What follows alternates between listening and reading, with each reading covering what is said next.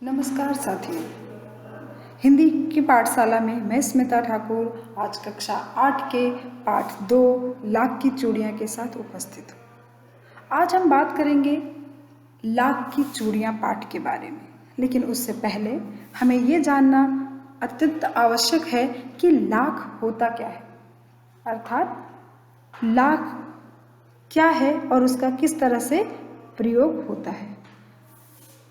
अगर हम बात करें लाख की, तो लाख जो है वो संस्कृत के लाक्षा शब्द से उत्पन्न हुआ है। इसका अर्थ है कि लाखों कीड़ों से उत्पन्न होने के कारण इसका नाम लाक्षा पड़ा, जिसको हम हिंदी में लाख के नाम से जानते हैं। लाख एक तरह का प्राकृतिक राल है जो बाकी सब राल से अलग है, क्योंकि वो कृत्रिम है। इसी कारण इसे हम प्रकृति का वरदान भी कह सकते हैं, क्योंकि प्रकृति ने अनेक तरह के वरदान हमें दिए हैं, जिसमें से लाख भी एक तरह का वरदान है हमारे लिए, क्योंकि ये हमें आर्थिक रूप से सहायता प्रदान करता है। इसके द्वारा हम अनेक चीज़ें बनाते हैं और उसका हम उपयोग करते हैं, उसको बाज़ारों में बेचते हैं, जिससे हमें आर्थिक सहायता मिलती है। वैज्ञानिक भाषा में हम इसको लेसिफर लाखा नाम से जानते हैं। लाख शब्द संस्कृत के लक्ष्य शब्द से बना है, पहले ही मैंने आपको बताया इसके बारे में। ये एक प्रकार के कीटों से उत्पन्न होता है। मादा जो कीट है उसके कोश से अनगिनत शिशु कीड़े उत्पन्न होते हैं और उनके द्वारा ये लाख उत्पन्न होता है। जैसे आप देखेंगे कि रेशम के कीटों से रेशम उत्पन्न होता है, उसी तरह से लाख के कीटों से, इन लाखों कीड़ों के मिलने से लाख उत्पन्न होता है, जिसके कारण हम उसे लाख कीट भी कहते हैं। अब हम बात करेंगे कि इसका उत्पादन कहाँ कहाँ होता है। अगर हम इतिहास में जाएं तो हम पहले अगर देखें पुराने समय में, तो सिर्फ भारत और बर्मा में ही इन लाख का उत्पादन होता था, लेकिन वर्तमान समय में भारत, बर्मा, इंडोनेशिया तथा थाईलैंड में भी इस प्रकार के कीड़े उपजते हैं और उनसे लाख प्राप्त होती है। लाख का पहले हमारे इतिहास में अगर हम देखें तो अनेक चीज़ों में उपयोग होता था, जैसे कि सोने के जो गहने होते हैं उनमें जो रिक्त स्थान होते हैं उनको भरने के लिए, लकड़ी की मूर्तियों को रंगने के लिए, फर्नीचरों को रंगने के लिए, कलर करने के लिए लाख का उपयोग होता है। लेकिन क्योंकि ये कीटों से उत्पन्न होता है और महंगा मिलता है, तो धीरे धीरे इसका उपयोग कम हो गया और जो आर्टिफिशियल है, कृत्रिम लाख हैं, वो आज बाज़ारों में अत्यधिक मात्रा में बिकने लगे हैं। तो ये है लाख का इतिहास, जो हमारे इतिहास से चला आ रहा है, और इससे अनेक प्रकार की और भी चीज़ें बनाई जाती हैं, जैसे लाख की चूड़ियाँ, लाख के बर्तन, लाख की मूर्तियाँ और अनेक चीज़ों में इसका उपयोग होता है। और अगर आप पहले समय में जाएं, जब कांच की चूड़ियाँ नहीं बनती थी, तो सिर्फ लाख की चूड़ियाँ जो है औरतें पहनती थी, जो बहुत ही खूबसूरत होती हैं, किंतु ये महंगी होती हैं, इसलिए इनका भी चलन धीरे धीरे कम होने लगा है। वर्तमान समय में लाख के लिए रांची के निकट एक नामकुम में लैक रिसर्च इंस्टीट्यूट की स्थापना की गई है, जिसमें लाख से संबंधित अनेक विषयों पर अनुसंधान कार्य चल रहे हैं। इस संस्था का उद्देश्य है कि उन्नत लाख उत्पन्न करना और इसकी पैदावार को बढ़ाना। और भी लाख का उपयोग है, जैसे ठप्पे लगाने के लिए, सील करने के लिए, क्योंकि ये इसके अंदर एक तरह का मोम होता है जो बहुत जल्दी पिघल जाता है और फिर थोड़ी ही देर में ठंडा होकर के हार्ड हो जाता है, कड़ा हो जाता है, जिसके कारण ये उपयोग में सुविधा से लिया जा सकता है। काठ के खिलौनों को रंगने के लिए भी, आभूषणों को रंगने के लिए अनेक प्रकार से इस तरह से इसका उपयोग होता था। तो अब ये हुई लाख के इतिहास की बात। अब हम आगे कामता जी के बारे में आपको कुछ उनका परिचय देंगे कि जिन्होंने इस पाठ को लिखा है, और फिर हम लाख की चूड़ियाँ पाठ का सारांश आपको बताएंगे। अब हम कामतानाथ जी के व्यक्तित्व पर कुछ प्रकाश डालना चाहेंगे। कामतानाथ जी का जन्म 22 सितंबर 1935 को लखनऊ में हुआ था। कामतानाथ जी ने अपने साहित्य लेखन से हमारे हिंदी साहित्य को समृद्ध किया है।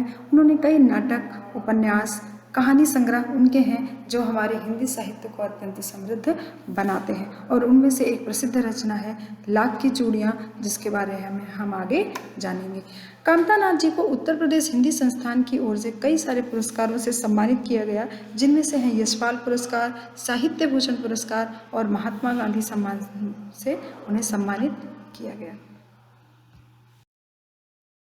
कामता नाथ जी की यह कहानी लाख की चूड़ियाँ शहरीकरण और औद्योगिक विकास से गांव के खत्म होते उद्योगों के दुख को चित्रित करती है। यह कहानी रिश्ते नातों के प्यार में रचे बसे गांव के सहज संबंधों में बिखराव और सांस्कृतिक नुकसान के आर्थिक कारणों को स्पष्ट करती है। यह कहानी एक बच्चे की है। वो बच्चा लेखक है और उसके नानी के गांव में रहने वाले बदलू मामा की है। बदलू मामा एक मनिहार हैं जो चूड़ियाँ बनाने का काम करते हैं, जो उससे लाख की गोलियाँ बनाकर देता है बदलू, और वह बच्चा इस बात से बहुत खुश होता है। धीरे धीरे समय बीतने लगता है और वह बच्चा बड़ा होकर एक बार फिर गांव आता है और बदलू से मिलकर औपचारिक बात करते हुए उसे मालूम होता है कि गांव में लाख की चूड़ियाँ बनाने का कामकाज लगभग खत्म हो रहा है। बदलू इस बदलाव से दुखी है, किंतु वो अपने उसूल नहीं त्यागता तथा साथ ही साथ अपना जीवन चलाने के लिए कई और रास्ते निकाल लेता है। इस कहानी में लेखक विपरीत परिस्थितियों में भी अपने उसूलों को न त्यागने की सीख देता है तथा उन्हें इस बात पर संतोष भी है।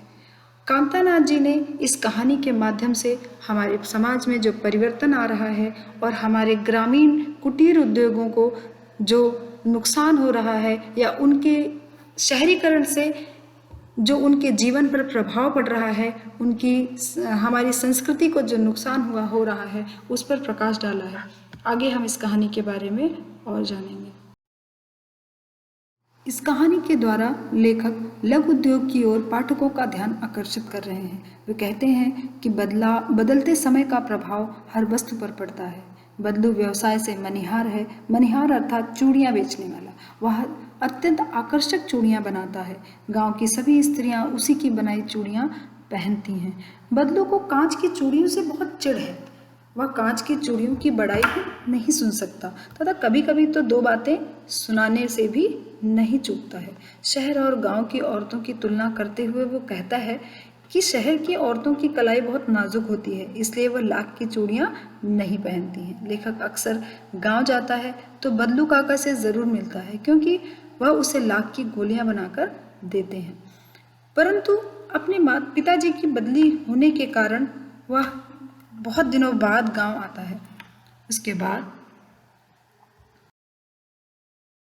लेखक गांव आकर देखता है कि गांव की औरतें कांच की चूड़ियां पहनने लगी हैं। तब उसे कांच की चूड़ियों को देखकर लाख की चूड़ियों की याद आ जाती है। वह बदलू से मिलने उनके घर पहुंच जाता है।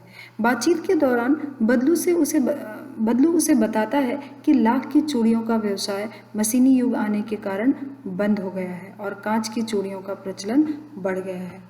इस पाठ के द्वारा लेखक ने बदलू के स्वभाव, उसके सीधेपन और विनम्रता को दर्शाया है। मशीनी युग से आए बदलाव से लघु उद्योग की हानि पर प्रकाश डाला है।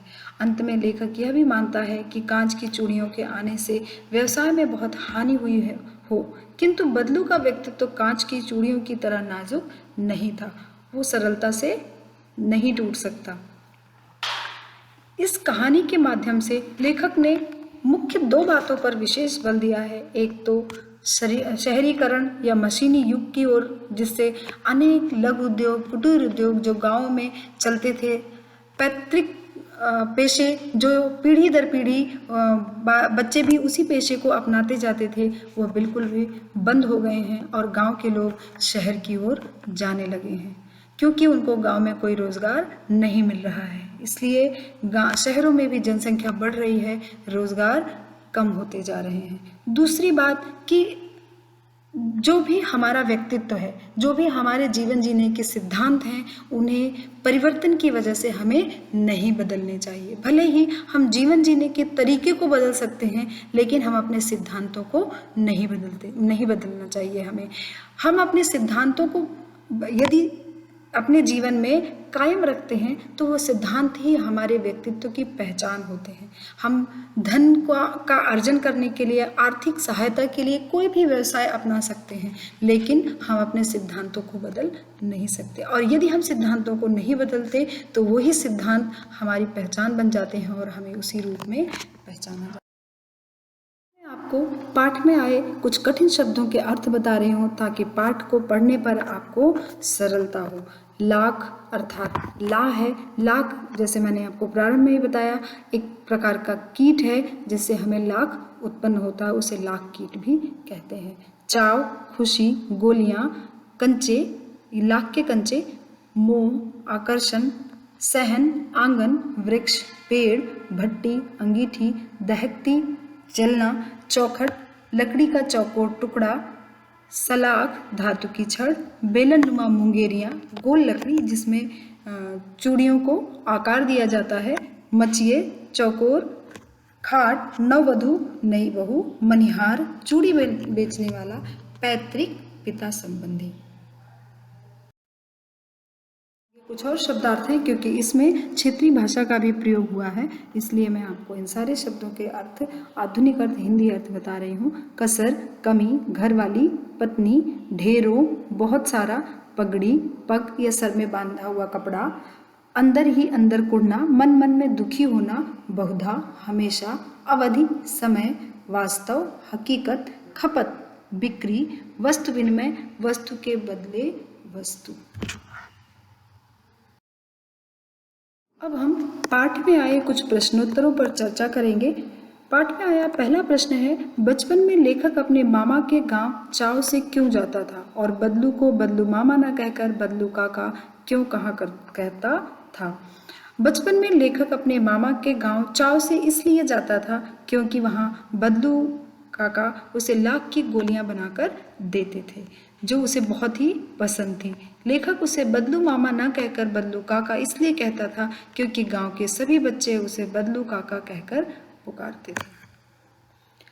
वस्तु विनिमय क्या है? अगला प्रश्न है, वस्तु विनिमय क्या है? विनिमय की प्रचलित पद्धति क्या है? वस्तु विनिमय एक पुरानी व्यापार प्रथा है जब मुद्राओं को अधिक महत्व नहीं दिया जाता था या पैसों को अधिक महत्व नहीं दिया जाता था। एक दूसरे से हम आदान प्रदान करके वस्तुओं का अपनी आवश्यकताओं की पूर्ति करते थे। उत्तर को हम इस प्रकार लिखेंगे, वस्तु विनिमय एक पुरानी व्यापार पद्धति है जिसमें वस्तु के बदले वस्तु दी जाती है। पुराने समय में एक वस्तु के बदले पैसे का लेन देन नहीं होता था। आधुनिक व्यापार पद्धति में वस्तु के बदले मुद्रा का लेन देन होता है। वर्तमान परिवेश में वस्तु का लेन देन मुद्रा के द्वारा ही होता है। आज वस्तु विनिमय की प्रचलित पद्धति पैसा है।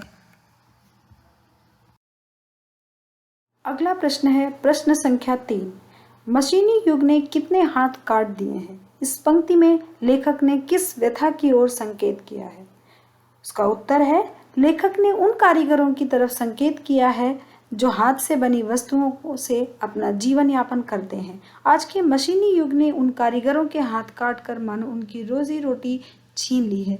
उन कारीगरों का रोजगार इन पैतृक काम धंधों से ही चलता था। इसके अलावा उन्होंने कभी कुछ नहीं सीखा। वे पीढ़ी दर पीढ़ी इसी कला को आगे बढ़ाते चले आ रहे हैं और साथ में रोजी रोटी भी चला रहे हैं, परंतु मशीनी युग के आने से उनकी रोजी रोटी पर वार हुआ है और उन मशीनों ने उन्हें बेरोजगार बना दिया है। वहीं दूसरी ओर इन बेशकीमती कलाओं का अंत भी हो रहा है।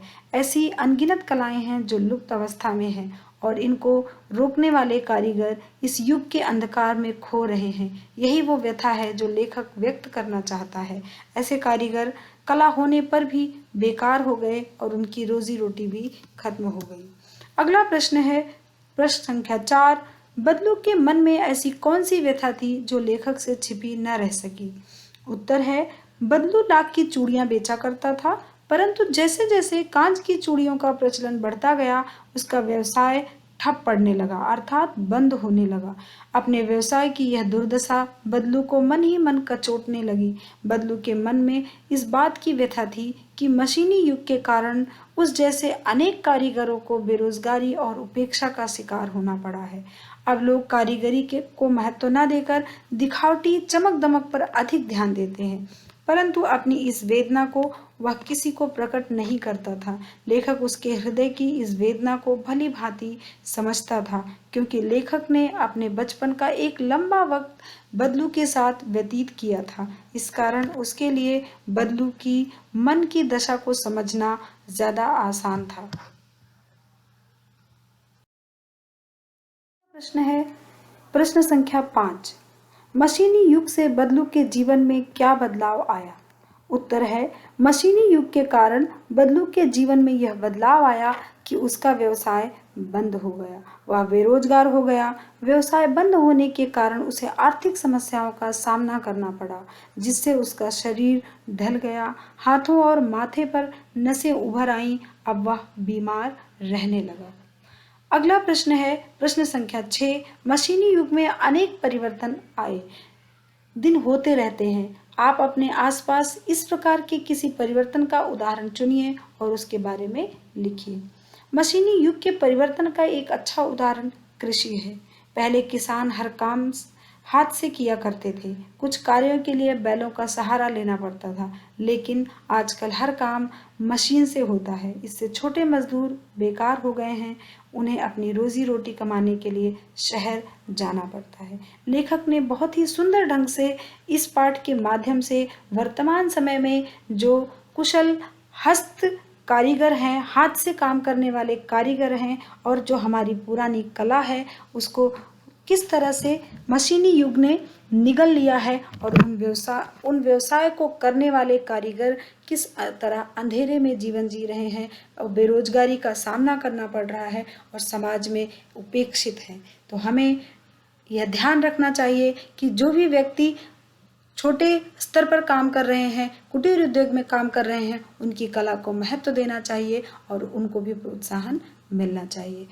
इसी के साथ मैं आज यहाँ पर समाप्त करती हूँ। एक नए पाठ के साथ आपसे फिर मिलेंगे। धन्यवाद।